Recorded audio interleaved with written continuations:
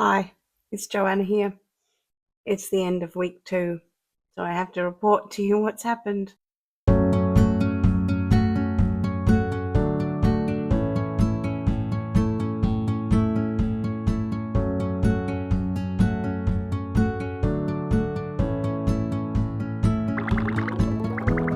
I've got some graphs to show you, and I'll put them on the screen when I'm explaining them. But before I get to explaining those, let me give you a bit of context for the week. I think psychologically, I expected this week to be as great as last week. Last week was a lot more buoyant. My mood was a lot more buoyant. I wasn't down this week, but last week was way more exciting with all the things that were going on. I also noticed that my physical behavior was a little bit different this week than the previous week. So this week, the sun came out in Melbourne. My plantar fasciitis in my left foot wasn't as sore, and halfway through the week I got new runners, so I've actually been doing a lot more. So I took the advantage of the sun being out, and I was walking and I was carrying heavy things up from the car upstairs. I was doing a lot more in the house. I was a lot more physically active, and with my foot not being as sore, I was catching up on a lot of things, but I was also perhaps doing a lot more, and walking a little bit more balanced, and perhaps building up a little bit more muscle, which my body has plenty of protein to do it with now, because I really am bringing home that protein, making sure that I have enough. So it was a slightly different week. Also, we have to take into account that women's cycling has something to do with how much fat one holds or one gives up. And I don't think I can expect everything to happen at the same rate from one week to the next. What did I do dietarily different? Um, I I think my progress with OMAD has moved along a little bit. Um, the first week I was really uncomfortable with how much, like physically uncomfortable with how much I had to shove into my body to make sure I had enough for the whole day.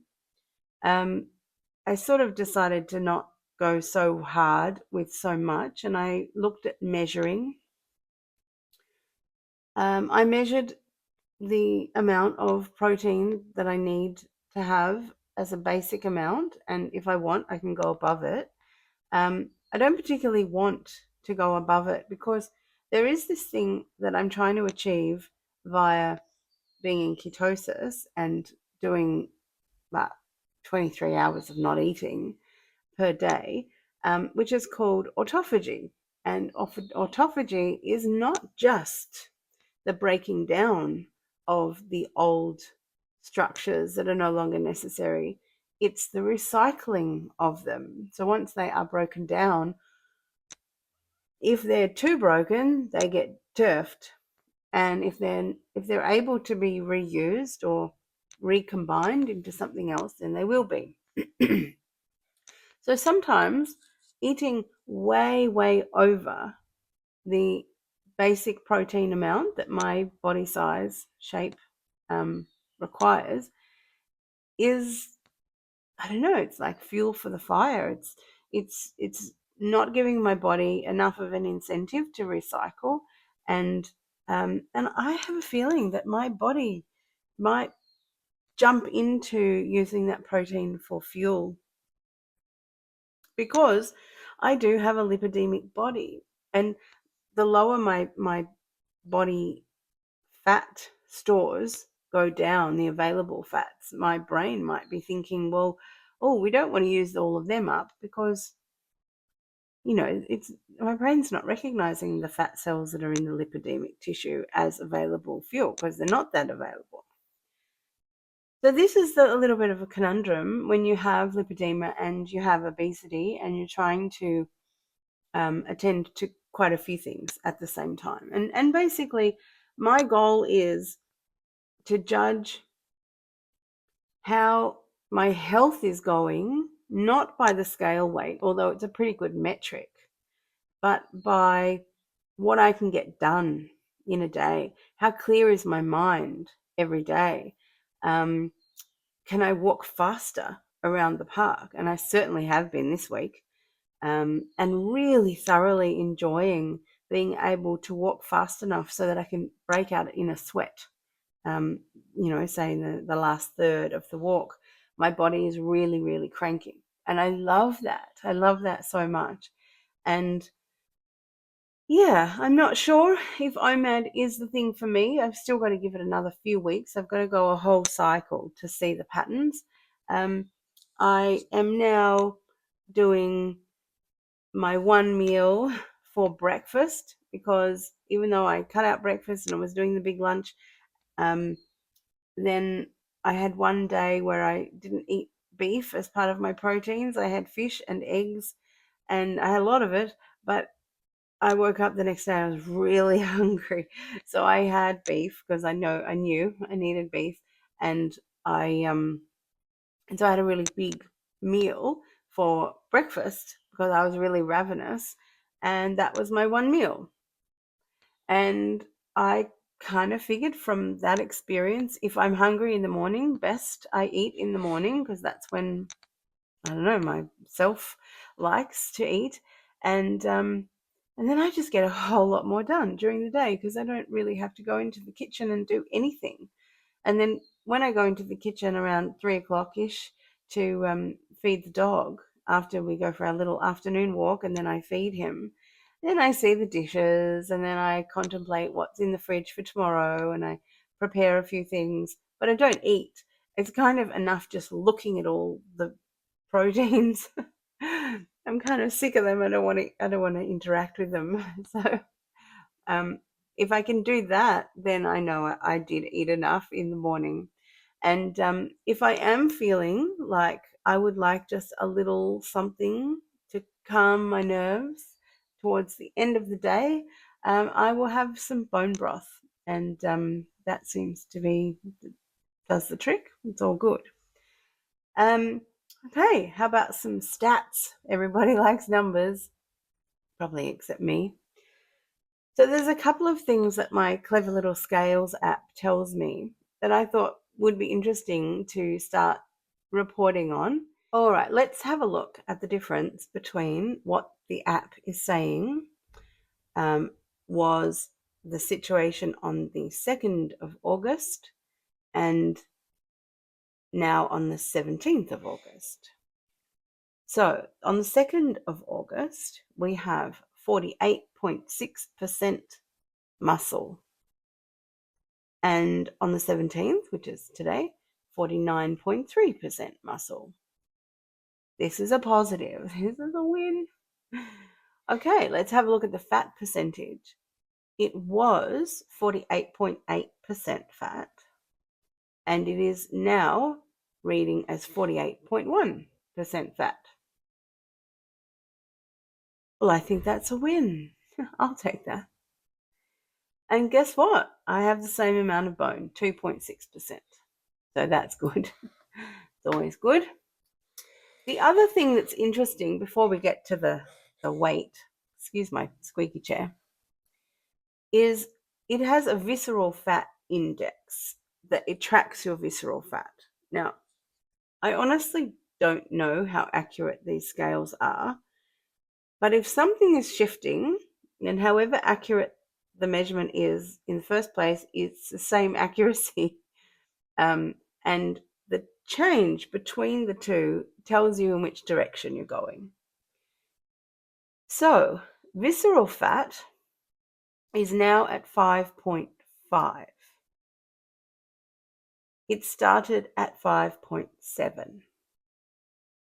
This is good.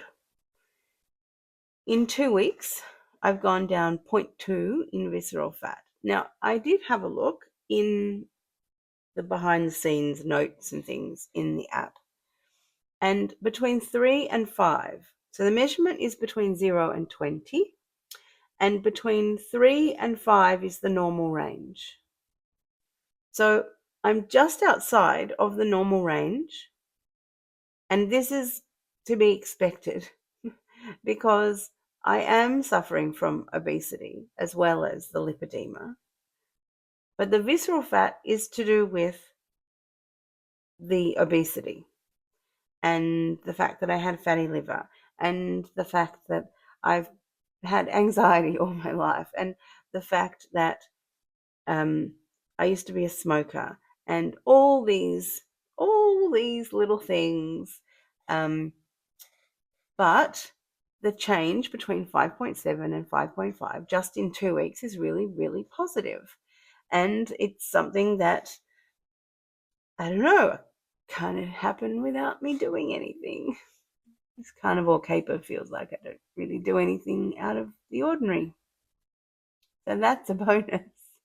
So let's hope that that keeps going down. Now, for the big reveal, it's not so big. I don't think it's a fail, but it's not as huge a win as last time.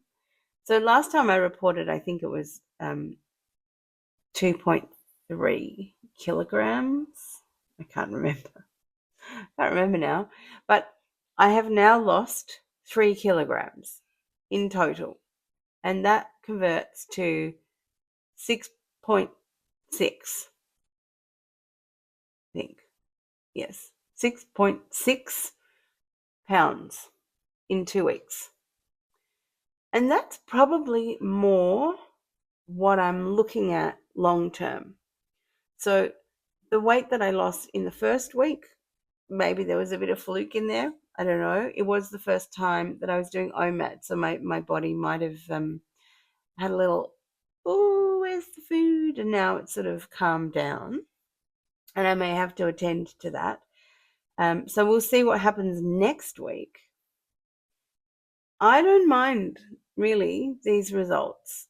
It didn't go up, which is great, and my fat composition has gone up. My lean mass has gone up. My visceral fat has gone down. So these are all wonderful. And we're only looking at 1 week of time or 2 weeks of time. This is not a lot of time when it comes to changes in body composition. But carnivore does really make things work faster than they usually would. Yeah. So most people would say if you're putting yourself on a diet, don't expect more than 1 kilogram a week or 2 pounds a week. Well, in 2 weeks, I've lost 3. So I think that's a win. I think it's overall it's a win. How do I feel? I feel fantastic. I feel brighter. I feel more energetic. I'm really happy that the sun's coming out more often. I'm enjoying my walks in the park again. It feels like I'm coming out the other side of winter, which was really hard for me.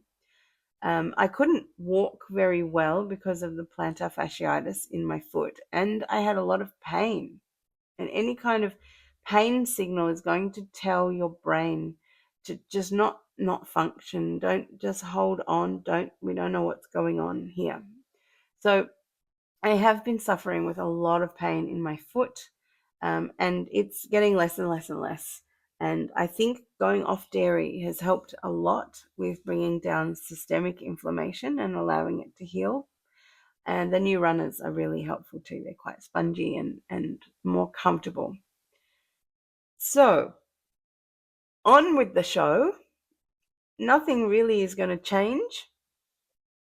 I'm endeavoring to increase my saturated fat amount overall to encourage the burning of any kind of fat.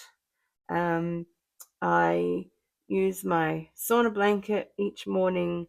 I use my vibration plate each morning. I sit on it because of my foot being sore, so I don't stand on it. What else do?